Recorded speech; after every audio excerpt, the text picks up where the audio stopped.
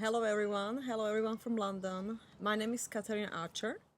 The intention of the conversation with Catherine is to really discover how the leadership of 2020 looks like and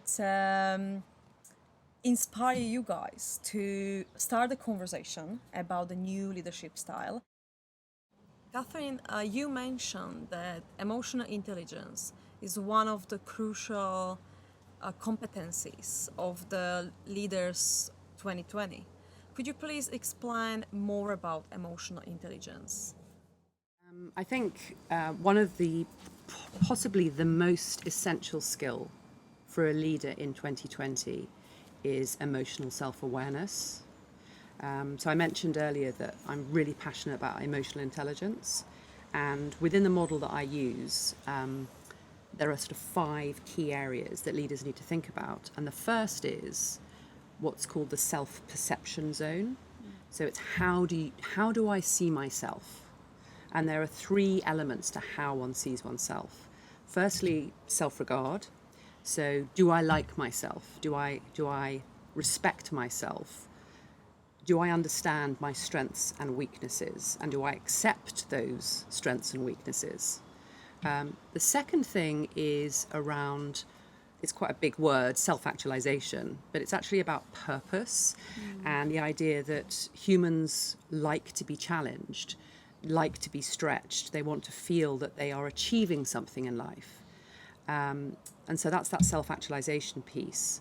And then the third piece is emotional self-awareness.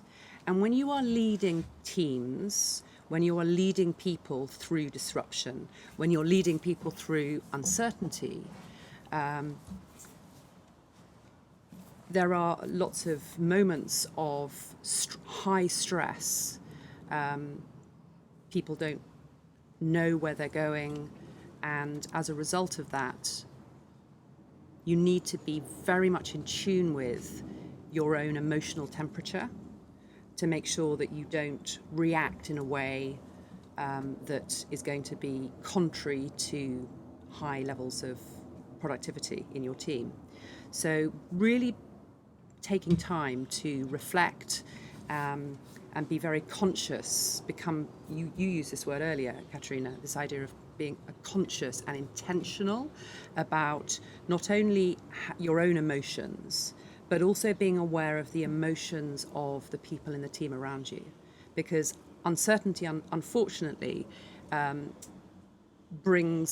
sometimes bring the worst out in people. It can switch on that bit of the brain, it's called the limbic system, but it's the emotional center of the brain, and when it gets switched on, it's a very, very powerful part of the brain, and it can make us act in ways that perhaps we don't necessarily want to act, particularly in a workplace, particularly in a professional working environment.